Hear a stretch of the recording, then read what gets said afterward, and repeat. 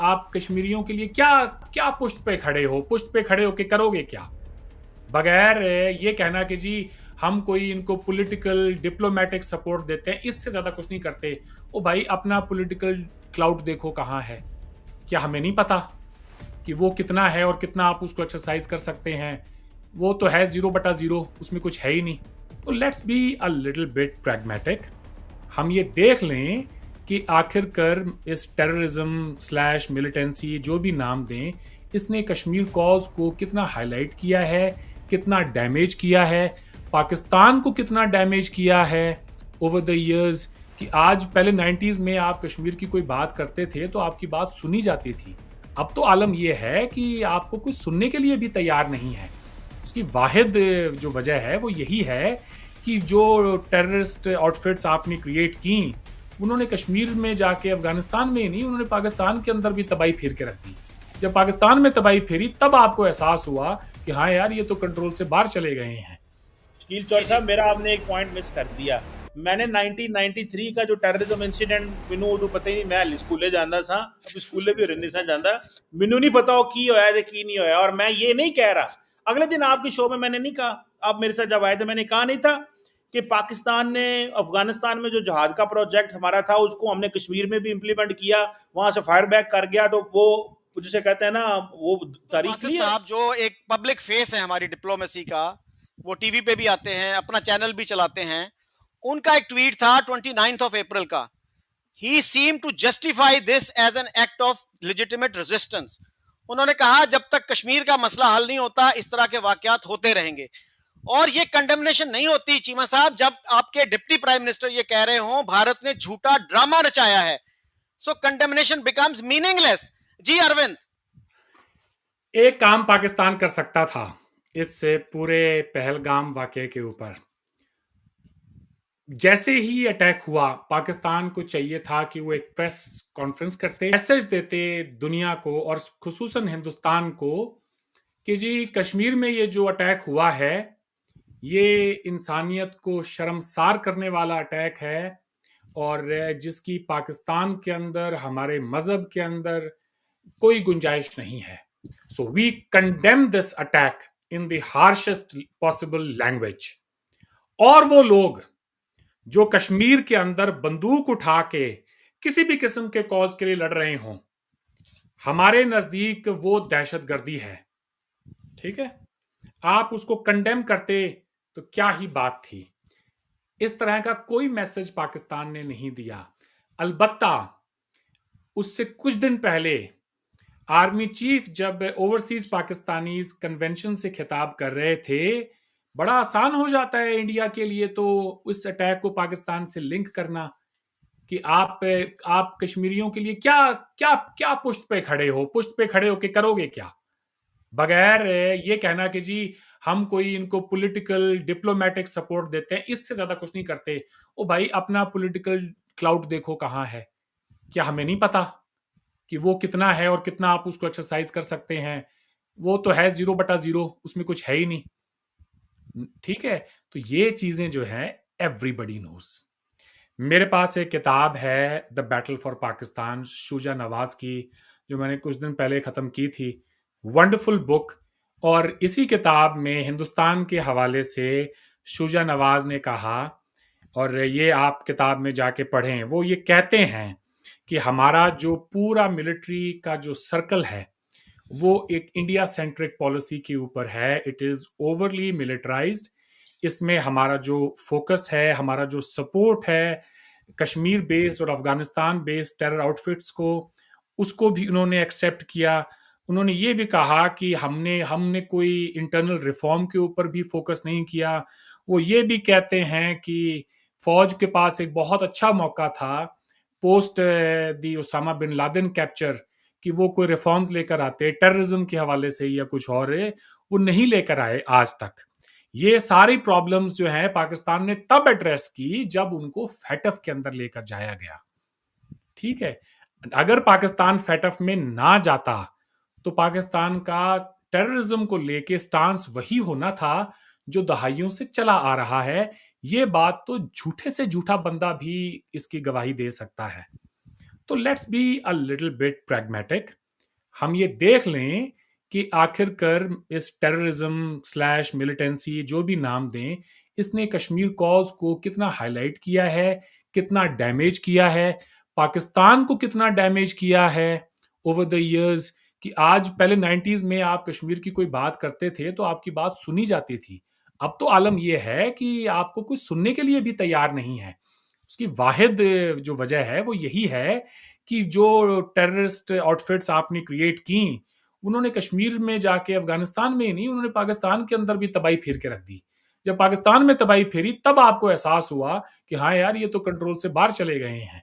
So sir, मैंने I hope यहाँ बैठ के थोड़ी सी हिम्मत का मुजाहरा किया कि मैंने अपने मुल्क के अंदर जो हमारी फॉरेन पॉलिसी के अंदर कमियां देखी हैं, मैंने जो मशवरा देना था हमारी हुकूमत को एज अ वेल विशर, मैंने वो भी दिया।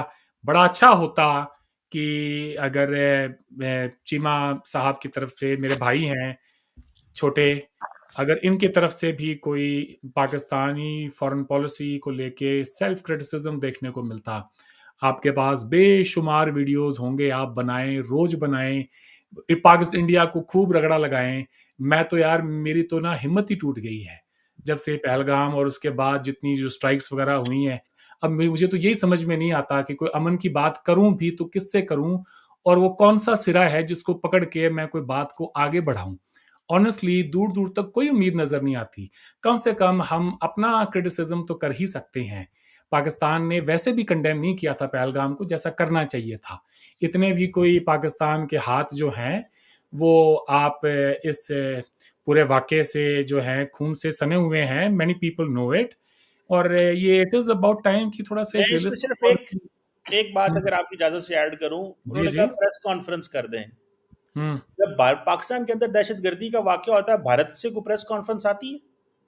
बहुत भारत तो अच्छा कंडेम सवाल भी किया सुनो आपने। सुनो, भारत तो कंडेम भी नहीं करता अंदर, अरविंद भाई कंडेम भी नहीं करता। ये तो अगले दिन उन्होंने, जब पाकिस्तान ने इंडिया को इल्जाम लगाने शुरू किए, दोबारा थोड़ी सी ये तेज हुई चीज, तो उन्होंने कंडेम किया। उन्होंने तो कभी कंडेम भी नहीं किया। बल्कि सुने, मैं आपको शकील साहब एक मिसाल दूं इंटरेस्टिंग।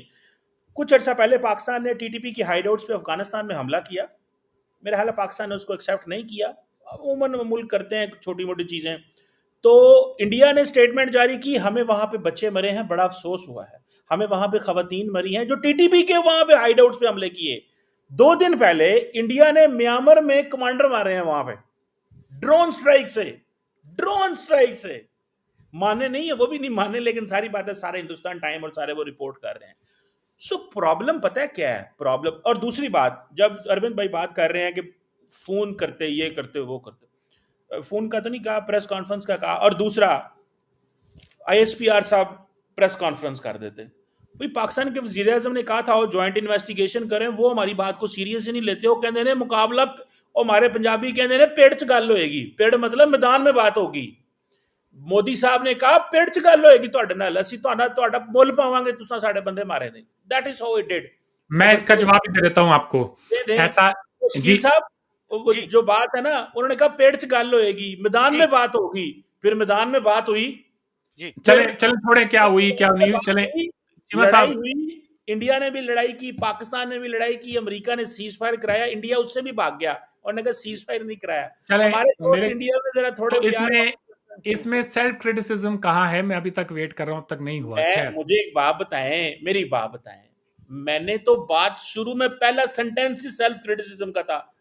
क्या भला आपने, दरअसल तुसी ध्यान नहीं ना करते, मेरी डूंगियां गल्लां होंदियां ने अरविंद भाई। अच्छा। मैंने सेल्फ क्रिटिसिज्म तब शुरू किया था, मैंने सेल्फ क्रिटिसिज्म तब शुरू किया था जब मैंने इमरान खान की बात की थी कि जनरल बाजवा अमन चाहता था, इमरान खान नहीं चाहता था। तो अब सेल्फ क्रिटिसिज्म नहीं, वो आज वो तो चले, अब बाजवा भी नहीं है, इमरान खान भी नहीं है, तो इजी है उस पे बात करना। तो मैं तो कहता हूं उन पे बात करें जो इस वक्त मौजूदा हुकूमत में बैठे हैं, जो फौज के अंदर भी जो सरबराह हैं, तब आटे दाल के भाव पता चले। अच्छा, इसमें अरविंद मुझे वो याद आता है, किसी ने कहा कि मजीद निजामी जो है ना, नवाए वक्त वाले, उनके ऊपर लिखा होता है एक हदीस कि जाबर सुल्तान के सामने कलमा हक कहना बेहतरीन जिहाद है।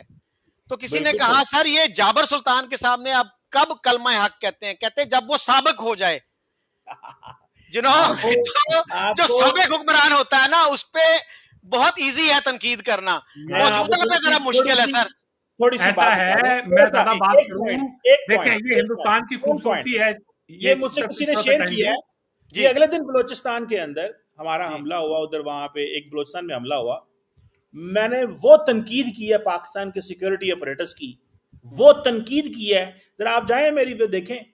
सवाल ये है कि मैं तो हूं दस के आखना है कि फलाना साहब फलाना एंज फलाना भैड़ा ते फलाना चंगा है। मुझे जब जहां जहां मुझे महसूस होगा मैं वहां वहां तनकीद करूंगा।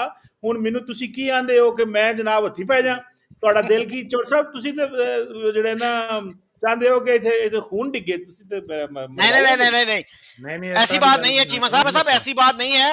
लेकिन मैं एक बात ये करना चाह रहा हूं, चीमा साहब ने कहा जी कि इंडिया में जो टेररिस्ट इंसिडेंट्स होते हैं ना उसका बेनिफिशियरी कौन है, तो ये भी बड़ा एक डूबियस आर्ग्यूमेंट है कि इसका तो मतलब है कि फिर क्या 93 में जब वहां टेरर अटैक हुए कौन बेनिफिशियरी था, पार्लियामेंट पे अटैक हुआ कौन बेनिफिशियरी था, यानी उसकी टाइमिंग में कोई ना कोई चीज आप निकाल ही लेते हैं।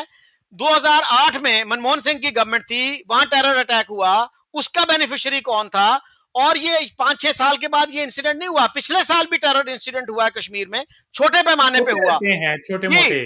और ये जो सर कहना ना, ये कहना कि बेनिफिशियरी कौन है, तो सर 9/11 का सबसे बड़ा बेनिफिशियरी जनरल मुशर्रफ था।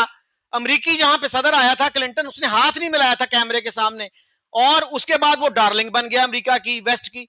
तो फिर हम ये कह सकते हैं कि जी मुशर्रफ का फॉल्ट था सारा, 9/11 उसी ने करवाया था क्योंकि वो बेनिफिशियरी था। तो सर ये तो इंसिडेंट जो है ना टेररिज्म के, उसके साथ किसी ना किसी चीज को आप हर इंसिडेंट के साथ जोड़ देते हैं। सर अभी जैसे कहा गया, सर मैं एक जरा मिनट जवाब दे जी, दूं। हाँ एक मिनट, अभी जैसे कहा गया कि जी ये जो पहलगाम हुआ है ना, इसमें वो बिहार के इलेक्शन आ रहे हैं, वो खुदारा बिहार के इलेक्शन नवंबर में है, अक्टूबर नवंबर अभी में तो है। डेट भी अनाउंस भी नहीं हुई। हाँ, तो अब ये जो है एक साल बाद भी इलेक्शन हो, कोई इंसिडेंट हो जाए, आप कहते हैं जी वो इलेक्शन के लिए कराया मैं है बताता इन्होंने। हूँ सर, मेरा आपने एक पॉइंट मिस कर दिया माय जी लॉर्ड शकील चौर जी जी साहब, मेरा आपने एक पॉइंट मिस कर दिया। मैंने 1993 का जो टेररिज्म इंसिडेंट, मैनू उदू पता ही नहीं, मैं स्कूले जाता था, अब स्कूले भी रहने था जाता, मैनू नहीं पता की होया ते की नहीं होया। और मैं ये नहीं कह रहा, अगले दिन आपके शो में मैंने नहीं कहा, आप मेरे साथ जब आए थे मैंने कहा नहीं था कि पाकिस्तान ने अफगानिस्तान में जो जहाज का प्रोजेक्ट हमारा था उसको हमने कश्मीर में भी इंप्लीमेंट किया, वहां से फायर बैक कर गया, तो वो जिसे कहते हैं ना वो तारीख क्लियर है, हमने वो प्रोजेक्ट शुरू किया। अभी अरविंद भाई कह रहे थे हम FATF में गए हैं, वो हाफिज सईद वाला जो प्रोजेक्ट था वो बंद करने पड़े, वो दुनिया को जो बंद हो गए, बाद में उनको जेलों से सजाएं भी हो गई। सवाल जो है ना चौर साहब, जो आप बात कर रहे हैं, इसका मतलब इंटरनेशनल फायदा लेना था, अमेरिका को ये बताना था कि ये जो हमारा मुल्क है ना पाकिस्तान, ये हमारा, ये जो आपके साथ जिसके साथ दोस्ती की पिंगे बढ़ाने लगे हैं, ये यहाँ पे ये हरकतें कर सकते हैं, ये दहशतगर्दी कराते हैं। और इंडिया बेसिकली टेम्परेचर इसमें चेक हो रहे थे, बहुत सारे इसके एंगल होते हैं। मैं ये नहीं कह रहा कि जो कोई इंडियन गवर्नमेंट के बंदे होते हैं वहां पे, या कोई फौज के बंदे बैठे होते हैं जो ये अपने लोगों को मरवाते हैं, मैं ये नहीं कह रहा, लेकिन मेरा इसमें आर्गुमेंट ये था कि बहुत सारे ऐसे ग्रुप वहां पे ऑपरेट कर दिए होते जिनके ऊपर विजिलेंस कम हो जाती है, वो अपनी रूटीन में जो उन्होंने कार्रवाई डालनी है डाल लेती है, और बाद में वो कहते हैं अच्छा ये हुआ है। सो मैं इसको इस एंगल से डिस्कस कर रहा था चौर साहब, मैं सदके जाऊं जनाब। तो सर फिर फॉल्स, तो सर फिर उसको फॉल्स फ्लैग ऑपरेशन तो ना कहे ना, आप ये कह सकते हैं सिक्योरिटी लैप्स है। False flag operation is totally different thing than security lapse. इसमें दो चीजें होती हैं, इसमें आप false flag and security lapse को मिक्स कर लें, क्योंकि इसमें जब आपकी सुने ना, जब आपने पॉलिटिकली, जब आपने इस चीज को मेक श्योर किया है, सुने, इस चीज को मेक श्योर किया है कि आपने अटेंशन कम कर दिया है, तो वेची फिर वो भी आ जाता चौर साहब, समझा करो। अच्छा चीमा साहब, हमारे एक दोस्त हैं Irshad Mahmood, he comes from Jammu Kashmir, और वो एक्सपर्ट हैं कश्मीर इशू पे। वो सज्जाद लोन की शादी में शिरकत के लिए 24-25 साल पहले श्रीनगर गए थे, और वो जब वापस आए तो he was a changed man. और उन्होंने कहा कि मिलिटेंसी ने कश्मीरी मुआशरे को रुइन कर दिया है, तबाह कर दिया है। Do you share that sentiment कि इस मिलिटेंसी की जो मूवमेंट थी इसका नतीजा कोई नहीं निकला, अब 36 साल इसको हो गए हैं, और कश्मीरी मुआशरे को बकौल इरशाद महमूद के इसने रुइन कर दिया है। क्या हमें एहसास है, पाकिस्तान की स्टेट को एहसास है कि इस मिलिटेंसी ने कितना नुकसान पहुंचाया है कश्मीरी मुआशरे को? जी चीमा साहब। सर जी मैं एक बात बताऊं, इसने इतना नुकसान पहुंचाया है, इतना नुकसान पहुंचाया, मैं तो कहता हूं फर्स्ट प्लेस पे वो जो कश्मीर, जो हमने अफगानिस्तान में हमने नॉन स्टेट एक्टर्स का इस्तेमाल और वो बड़ी गेम का हिस्सा बनना, और वो जो सारा सोशल फैब्रिक हमने तड़वा लिया, मुजाहिदीन मदरसे, वो तो चौड़ साहब हमारे लिए तो वो देखें, वो हम खून से गलतियां धो रहे हैं, खून खून, एक एक गलती नु खून न धो रहे हैं, ठीक है। And it is taking us, चौड़ साहब ये हमें जो है ना वो आप समझ लें कि it's taking us lot of time. अभी वो मसला हमसे सही नहीं हो रहा, तो मैं तो नहीं इस पे कभी भी कहूंगा कि वो हमारी गलती नहीं थी, वो गलती वो चौड़ साहब clash of culture, drugs culture, मुजाहिदीन, तालिबान, तबाही जो है वो उन्होंने मचा दी। चीमा साहब आप इस बात की सपोर्ट करेंगे कि हमारी पार्लियामेंट को एक कमेटी बनानी चाहिए जो इसका जायजा ले? शकील जी साहब 2 घंटे हो गए ना, मेरी चाय बन दी जी बिल्कुल बन दी है। तो चीमा साहब thank you very much, you have been very generous with your time. मेरी बात तो सुनिए यार, जी मेरी बात सुनिए, मैं अर्ज करूं। मैं कब से तो हाथ क्या खड़ा चीमा करके साहब बैठा हूं, अरविंद भाई, अरविंद एक भाई, मिनट। अरविंद भाई तो मेरे से मुश्किल में उन्होंने ड्राइव ही लाई है चौर साहब हाँ अच्छा, तो चीमा साहब आप इस बात की सपोर्ट करते हैं कि हमारी पार्लियामेंट को एक कमेटी बनानी चाहिए जो जायजा ले कि ये जो पॉलिसी थी किसने बनाई थी, किसने क्या गलती की, ताकि हम आइंदा के लिए उससे कुछ सबक सीख सकें। बेशक सजा ना दें, कम से कम एतराफ तो कर लें, ट्रूथ एंड यस, रेकंसिलिएशन मैंने उस तरह का काम बिल्कुल कर लें। Agree agree with you. मैंने इसके ऊपर को 50,000 करोड़ दफा बातें की हुई हैं, ये जो बात आप कर रहे हैं कि भाई एटलीस्ट हमें कोई ऐसा मैकेनिज्म होना चाहिए, ठीक है, कि हमें उसमें कोई माजी की जो हमसे गलतियां हुई हैं चीजें, लेकिन एक चौर साहब एक बात बताऊं फिर भी आपको, रियासतें ये चीजें नहीं करती होती। मैं सारी अगर रियासतें, सर सारी रियासतें नहीं, कुछ नहीं करती। हाँ मैं कुछ एक नहीं बात बताऊं चौर साहब, कोई भी नहीं करता। आओ मेरा नाम लॉजिक पे कर लो, मुझे बात बताओ, अमेरिका ने तालिबान बनाए, बनाए, लड़े, और सुनो सुनो सुनो सुनो, अब वो सीरिया के अंदर जिस बंदे को इंस्टॉल किया वो कौन है? वो दाइश का बंदा हेड था ना वहां पे। तो यहां पे सर प्रॉब्लम क्या है, असियां गरीब, माड़े, कमजोर, ठीक है, साढ़े को गलती हो गई, हम वो साढ़े पीछे पे आ गए, हम उसको मैनेज ना कर सके। सवाल ये है, तगड़ा मैनेज कर लेता है, माड़ा मैनेज नहीं करता, करते सारे ही हैं, लेकिन वो ये चीज आप भी मानते, जी सब अंदरूनी मानते हो ना तुम। चीमा साहब विद ऑल ड्यू रिस्पेक्ट, आप ये देखिए कि 9/11 के बाद अमेरिका में कितनी बड़ी रिपोर्ट उन्होंने छापी, 500-600 सफे की रिपोर्ट छापी। हमारे यहां क्या होता है, आपका मुल्क 2 लख्त हो गया, 2 हिस्से हो गए, बांग्लादेश बन गया। हमूदुर रहमान कमीशन, इतना सीनियर आदमी था, चीफ जस्टिस था, उसने रिपोर्ट बनाई, आपने कहा इसको बस दफन कर दो, इसको पब्लिक के साथ शेयर करने की जरूरत नहीं है। उसामा बिन लादेन एबटाबाद में मारा गया, उस पे आपने कमीशन बनाया सुप्रीम कोर्ट के एक जज की निगरानी में, रिपोर्ट कहा इसको रहने दो, इसको नहीं पब्लिश करना। तो सर इस तरह से जो है ना, हमें पर्दादारी नहीं करनी चाहिए, we should not try to cover up, हमें ओपननेस की तरफ जाना चाहिए जिस तरह से बाकी मुल्कों में होता है। जी अरविंद प्लीज। मैं तो ये सोच रहा था कि पीस की तरफ जाएंगे, कोई पीस के मुतालिक कोई और बात होगी, पीस पीछे रह गया है, बाकी चीजें सामने आ गई हैं। अब समझ में नहीं आ रहा कि कहाँ से बात को खत्म करूं यार। ऐसा है कि चीमा साहब कह रहे थे कि जी बीजेपी इसका पॉलिटिकली फायदा की उठाती है, बात शुरू चले की है, कुछ हद जी तक इनकी बात ठीक भी है, चले मान लेते हैं। वो बात और है कि पहलगाम का अटैक हुआ है अप्रैल में, और अभी तक बिहार का इलेक्शन अनाउंस भी नहीं हुआ, डेट भी नहीं आई है। वो कब अनाउंस होगा, कब इलेक्शन होंगे नवंबर में जाके, तब अभी उसमें भी 2-3 महीने पड़े हैं। और यहाँ तो लोगों की जो मेमोरी है उनको ये याद नहीं होता कि यार तुम्हारे साथ 2 महीने पहले क्या हुआ था, क्योंकि हर रोज इतने सारे सितम ढाए जाते हैं आम आवाम के ऊपर कि बंदा क्या ही बात करे। लेकिन एक एक सच जरूर है कि एक बंदा जिसने कि एक गोली तक नहीं चलाई पाकिस्तान की तरफ से इंडिया की तरफ, फौज का कोई बंदा जाके, कोई मिलिट्री ने कोई मार्च नहीं किया इंडिया की तरफ, ना इंडिया वालों ने पाकिस्तान की तरफ। मीडिया पे जंगें हुई जो भी हुई, मगर फील्ड मार्शल बना दिए गए आसिम मुनीर साहब, तो वो बेनिफिशियरी नहीं है इसके। एक सवाल ये पूछे। फिर ये है कि कोई बात करता था इमरान खान को जेल से रिहा करने की, आजकल तो कोई नाम नहीं लेता। जब से ये इंडिया पाकिस्तान के बीच में मिलिट्री स्ट्राइक्स हुई हैं, इमरान खान तो पीछे रह गया बेचारा, उसको तो भुला दिया गया है। अब तो बात ही जो है वो सारी फौज की होती है। वो जैसे उस्ताद दामन ने कहा था, पाकिस्तान च मौजा ही मौजा, चार चुफेरे फौजा ही फौजा। तो अब तो वो हाल हो गया है कि मुल्क में सिविलियन सुप्रीमेसी का ख्वाब एक ख्वाब बनकर ही रह गया है कि अब कोई, आपने देखा नहीं कि वो हुकूमत ने, ये जो पीएमएलएन की हुकूमत ने जो ये फील्ड मार्शल का खिताब दिया है, उन्होंने इसलिए दिया कि यार ये बंदा कहीं हमसे नाराज ना हो जाए कल को, तो इसको जो करना है इसको दे दो, खुश रखो। तो इस तरह से मुल्क नहीं चलते।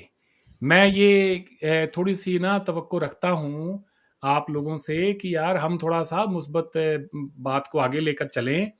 और ठीक है, ज़माने के अंदर बहुत सारे और भी मसले मसाइल हैं, गम हैं, लेकिन इस तरह से तो बात नहीं बनेगी।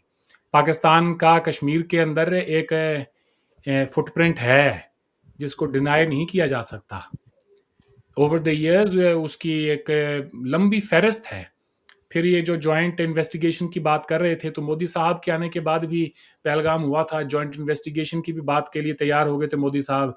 फिर क्या हुआ वो भी हमें पता होना चाहिए।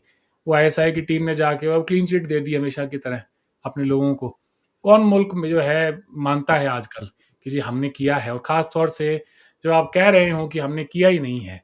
लेकिन ये है कि आज वाले कह रहे हैं किया नहीं है, कुछ साल बाद जाके मिसालें दे रहे होंगे, जैसे आज जनरल बाजवा की देते हैं या परवेज मुशर्रफ साहब की देते हैं, बाकियों की देते हैं। सो ऑल इन ऑल जो है बहुत ही एक खौफनाक सूरत हाल है जो इस वक्त हमारे दरमियान में डेवलप हुई हुई है। मैं ये दरख्वास्त करूँगा कि थोड़ा सा होशमंदी का मुजाहरा करते हुए हमारे हुक्मरानों को भी चाहिए कि वो ज़रा देख लें कि हम इस कशीदगी से क्या हासिल करेंगे इन द लॉन्ग रन। आज अगर मैं चीन चीन अगर कुछ करने की हैसियत में है तो इंडिया उनसे कुछ मांग रहा है भाई, आप कुछ करने की हैसियत में आए ताकि फिर आपके भी कोई फाइनेंशियल स्टेक्स तो जुड़े हुए हों। हम जंग अफोर्ड नहीं कर सकते चीन से, इसलिए इसलिए नहीं कर सकते क्योंकि हमारा सरमाया लगा हुआ है। अब पाकिस्तान और इंडिया का एक दूसरे के अंदर जब कोई फाइनेंशियल इंटरेस्ट होगा जुड़ा हुआ, तो यहाँ की बिजनेस लॉबी ने भी कहना है भाई जंग ना करो, इसमें हमारा नुकसान हो जाएगा। ठीक है, तो उस तरह के हमें ट्रेंचेस खंदकें खोद के पीस के लिए हमें भी कुछ ऐसे इंटरेस्ट्स लोगों के रखने चाहिए। और हर वक्त पॉपुलर बात क्या करनी, क्या ही पॉपुलर बात करनी। आजकल यूट्यूब पे मैं देख रहा हूँ आके लोग, इंडिया की तरफ से मैं बात कर लूँ खास तौर से, यार 24 घंटे पाकिस्तान बैशिंग होती है। अच्छा, पाकिस्तान बैशिंग कर रहे हैं तो इसलिए जो है लोग उनसे बड़ा खुश होते हैं।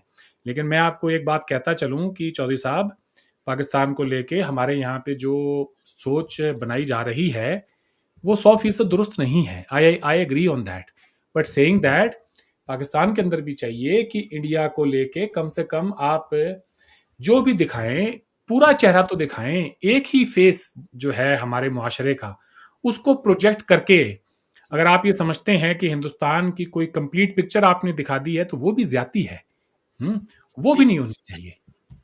सर ये जो जी उन्होंने बात की थोड़ी जो कि फील्ड मार्शल ने तो कुछ किया ही नहीं है, टाइटल दे दिया गया। तो सर वो जो फतेह 1 फतेह 2 मिसाइल उड़े हैं वो फील्ड मार्शल नहीं उड़ाए थे, सिंपल सी बात है। वो जिसको ठीक जो है, वो ठीक है, वो कहने के लिए होती हैं सर। ये चीज़ें जो है ना ऑप्टिक्स में ना जाएं तो बेहतर है। ठीक है, ऑप्टिक्स में जाके और किसी का फायदा नहीं है। खास तौर से चलें चीमा साहब, अगर मैं आपसे यही पूछ लूं, चलें ठीक है, एक एक ही सवाल पूछता हूं, चलें आपसे, ज़्यादा लंबी चौड़ी बात नहीं करूंगा। आप की बातों को सुनकर मुझे ऐसा लग रहा है कि मसलन पाकिस्तान जो है इस हालिया कॉन्फ्लिक्ट का ऐसा लग रहा है कि अचानक यूं ही कोई पैदा हो गया, इसकी कोई हिस्ट्री नहीं है, इसका कोई बैकग्राउंड नहीं है। हमारे जो तल्ख जो हमारे रिश्ते हैं उसके अंदर सारा कसूर मोदी साहब का ही है। This is what most of the Pakistani से। मैं पाकिस्तान गया तो सबने कहा कि भाई मोदी साहब अगर ये कर दें तो अमन आ जाए। मोदी साहब, मैंने कहा सब मोदी साहब भी कर दें, तुम कुछ ना करो, तुम कुछ ना करो। मैं हैं, ऐसे नहीं होता। ये भी हमें एक्नॉलेज करना चाहिए कि मोदी साहब ने तो ओथ भी नहीं ली थी। उससे पहले उन्होंने एक डेलीगेशन भेजा सैयद अली शाह गिलानी के पास और ये कहा कि अगर आप कश्मीर पर हमसे कोई कमिटमेंट चाहते हैं तो हम बात करने के लिए तैयार हैं। सैयद अली शाह गिलानी ने कहा कि मोदी साहब का बैकग्राउंड आरएसएस से था, तो मैंने उस वफद से मिलना ही मुनासिब नहीं समझा। उसकी तो वजह हाउ है कैन कि यू ब्लेम हिम? उन्होंने अपना जो मैनिफेस्टो के अंदर जो कश्मीर का स्टेटस पहले ही बयान कर दिया होगा, तो इसलिए अली गिलानी साहब ने कहा नहीं होगा। नहीं नहीं नहीं नहीं नहीं नहीं, उस टाइम तो सर मैनिफेस्टो तो आज का थोड़ी लिखा हुआ है बीजेपी ने, वो तो बहुत पुराना लिखा हुआ है। वाजपेयी साहब से कि जब दौर था उससे पहले का लिखा हुआ है वो तो। ये बातें नहीं है, ऐसा ऐसा भी नहीं है। मोदी साहब भी पाकिस्तान गए, नवाज शरीफ साहब को यूं ही नहीं आ गए थे दिल्ली उनके ओथ टेकिंग सेरेमनी पे, मोदी साहब ने इनवाइट किया था तब आए थे। ठीक है, तो सर ऐसा नहीं कह सकते। मैं ये मानता हूं, मैं आपको दिल से बात बताऊं, देखें, in all sincerity, in all honesty, ये एक ऐसी अपॉर्चुनिटी थी 10-11 साल की कि जिसको खो दिया गया। मैं इस वजह इस चक्कर में भी नहीं पड़ता कि किसने खोया और कौन इसका जो है कसूरवार है। लेकिन मैं इतना जरूर जानता हूं कि मोदी साहब is an elected prime minister. Modi साहब हैज द मैंडेट। मोदी साहब अगर कोई फैसला करते पाकिस्तान के हवाले से, उस फैसले को हिंदुस्तान के अवाम खुशी खुशी कबूल करते। पाकिस्तान ने एक बहुत ही बड़ी अपॉर्चुनिटी यहां मिस कर दी है मैं इस एक बात पूरे बताऊं, इंडिया जी पाकिस्तान के पीस प्रोसेस चीमा में। साहब, मैं परवीन साहब एक जी बात मैं हम्म, बताऊं, मुझे फील हुआ है एक चीज नहीं। फील्ड मार्शल वाली बात चले मैं छोड़ देता हूँ, आप वो तो पीछे रह गई। मैं एक बात बताऊं, यहाँ पाकिस्तान में भी एपेटाइट खत्म हो गई है। अच्छा, पाकिस्तान इंडिया, हाँ हाँ, थोड़े अरसा पहले हैप्पी मोहन जैकब ने एक आर्टिकल लिखा फॉरेन अफेयर्स में, पिछले साल आई थिंक 2024 में, एंड ऑफ साउथ एशिया। जिस तरह हम्म, इंडिया ने सार्क को खत्म कर दिया, अपनी मर्जी से साउथ एशिया चलाना चाहता है, बिम्स्टेक जैसे फोरम बना दिए, कोलंबो सिक्योरिटी कॉन्क्लेव जैसे प्लेटफॉर्म्स बना लिए। उन्होंने कहा जी हम फैसला करेंगे, हम नया इंस्टीट्यूशनल आर्किटेक्चर खड़ा करेंगे, हम अपना बताएंगे कि इस खित्ते में क्या होगा, हम ग्लोबल साउथ हैं, हम सारा कुछ करेंगे। पाकिस्तान के अंदर हम उस दौरान पॉलिटिकल इंस्टेबिलिटी, इकोनॉमिक अनसर्टेनिटी जैसे चैलेंजेस से लगे रहे। पाकिस्तान ने भी फैसला कर लिया कि we have to go on without India. ये, और मेरा इस पे एक थीसिस है चौर साहब, 11 साल हो गए हैं प्राइम मिनिस्टर मोदी जब से पावर में आए, चीजें स्टेप बाय स्टेप पीछे गई हैं। वजह क्या है, मैं उस पर नहीं जाना चाहता, वजह भी हम बात कर सकते हैं। हर साल पीछे गई है, 4 साल वो मौजूद हैं, और अगले 10 साल वो चीजें अगर वो नहीं भी पावर में आते तो वो चीजों को इतना इंस्टीट्यूशनलाइज कर गए हैं कि वहां से निकलना कोई इतना आसान काम नहीं होगा। वहां से जो भी लीडर आएगा वो डर डर और खौफ खौफ में रहेगा। मुझे नहीं कोई लगता है सर। बोल्ड कोई बोल्ड फैसला इंडिया के अंदर नहीं कर सके। मुझे अगले 14 साल या कम से कम 19 साल कोई चीज नजर नहीं आ रही, अनटिल अनलेस के बहुत ज्यादा पाकिस्तान में इकोनॉमिक ट्रांसफॉर्मेशन ना आ जाए, इंडिया के अंदर ये बहस शुरू हो जाए पाकिस्तान अब स्टेबल हो गया है, ये मिलिटेंट ग्रुप्स खत्म हो जाए या इनको कोई साफ कर दिया जाए। मैं समझता हूँ पाकिस्तान में भी अब ये बहस शुरू हो गई है कि ठीक है यार, हम अपना मर्जी का दुनिया क्राफ्ट करते हैं, इंडिया अपने कार, असी अपने कार। क्योंकि ये मैं जस्ट एक मुझे फीलिंग आई है, I may be wrong on this, क्योंकि इंडिया ने तो चीमा कह साहब दिया। ये बताएं, चीमा साहब, हमारे यहाँ 2-3 साल से कश्मीर में 2-2.5 करोड़ हर साल बंदा जा रहा है घूमने के लिए। हमें क्या हासिल होगा ये टेरर अटैक करा के? ये बताएं। और हम तो दुनिया इसके में साथ हम दुनिया में एक मिनट जॉली साहब, हम दुनिया में ये क्लेम देना चाहते हैं ना कि post the abrogation of article 370 Kashmir में हालात नॉर्मल है जी। इससे बड़ा नॉर्मलसी का क्लेम क्या हो सकता है कि जी वहां पे हर साल इतने करोड़ बंदा घूमने जा रहा है, बिजनेसेस फ्लरिश कर रहे हैं, इंडिया से लोग घूम रहे हैं, फिर रहे हैं, कोई सिक्योरिटी का एज सच इशू नहीं है। हमारी तो ये बात हक में जाती है इंटरनेशनली। हम ये काम क्यों कराएंगे? ये बताएं। और इसके साथ ही अजीमा साहब, मैं एक ब्रीफली बात कर लूं कि पहली दफा हुआ वहां पे कश्मीरियों ने इस एक्ट ऑफ टेररिज्म के खिलाफ हाँ, मुजाहिरे किए, वरना मुजाहिरे 36 किए। साल से इस तरह के बेशुमार इंसिडेंट्स हो चुके हैं, उन्होंने कभी मुजाहिरा नहीं किया। और दूसरा चीमा साहब, आपने जो कहा था ना कि जी पाकिस्तान में जो टेरर इंसिडेंट्स होते हैं इंडिया कंडेम नहीं करता, सर वो जो है ना डिस्प्यूटेड टेरिटरी नहीं होती, वो न्यूक्लियर फ्लैश पॉइंट नहीं होता। मसलन आसाम में कोई लोग मारे जाते हैं, मणिपुर में मारे जाते हैं, तो यूएन सिक्योरिटी काउंसिल उस पर रेजोल्यूशन पास नहीं करती। कश्मीर की एक खास अहमियत है, हम दिन रात ये कहते हैं ये न्यूक्लियर फ्लैश पॉइंट है। तो सर इसमें फर्क है, थोड़ा सा इसको इसको पेश नजर रखिएगा। और सैयद अली गिलानी की सर बात हुई, अली गिलानी साहब की एक मैं आपको बात बताऊं, उनका बड़ा मशहूर एक इंटरव्यू है कि मुसलमान जो है ना वो नॉन मुस्लिम्स के साथ किसी सेकुलर मुआशरे में नहीं रह सकता। और ये इसी गलत तरह है सर, सुन लेना सर, सुन ले प्लीज छोड़े सर, मेरी गुजारिश सुन लें। अली गिलानी जो थे, he was the most popular Kashmiri leader in Pakistan. उनको हमने अपना हाईएस्ट अवार्ड भी दिया था। We can not dismiss him like this. तो उनका यह कहना था कि मुसलमान जो है ना, गैर मुस्लिमों के साथ सेकुलर मुआशरे में नहीं रह सकता। ये ऐसे ही है जैसे मछली को पानी के बगैर रहना पड़े। ये किस तरह का विजन था उनका? कश्मीर में तो बेशुमार कम्युनिटीज हैं, वो ये कह रहे हैं कि इन सबको निकाल दो और कश्मीर में सिर्फ मुसलमान रहेंगे। चोट साहब मैं मैनू की पता उन्हें की स्टेटमेंट दी है, लेकिन मैं कोई भी ऐसी हॉकिश स्टेटमेंट किसी एक्टर की तरफ से भी आए जिसमें वो ये कह सके को एग्जिस्टेंस के खिलाफ हो, मैं I do not subscribe to this. वो भले अली गिलानी साहब करें या कोई और भी करे,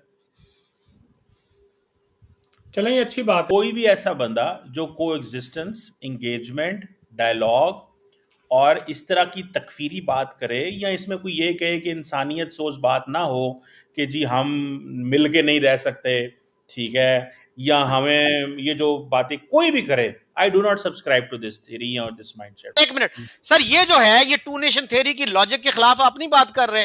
टू नेशन थ्योरी क्या थी कि हिंदू और मुसलमान इकट्ठे नहीं रह सकते। ओ भाई वो और चीज है भाई, वो अलहदा अलहदा एक पॉलिटिकल सेटअप में रहना है।